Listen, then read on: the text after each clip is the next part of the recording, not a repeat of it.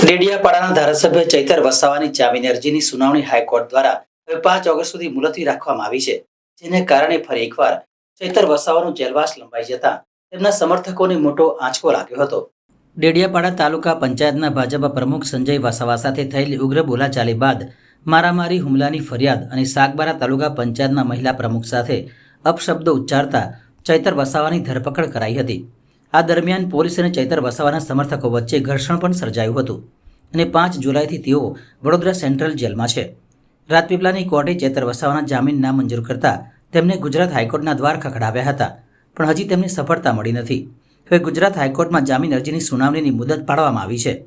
કોર્ટે જામીન અરજી પર તાત્કાલિક ચુકાદો ન આપતા 5 ઓગસ્ટે સુનાવણીની મુદત આપી છે, જેના કારણે ચૈતર વસાવાને હજુ 5 ઓગસ્ટ સુધી વડોદરાની સેન્ટ્રલ જેલમાં બંધ રહેવું પડશે. તેથી હવે ફરી એકવાર ચૈતરની મુશ્કેલીમાં વધારો થયો છે.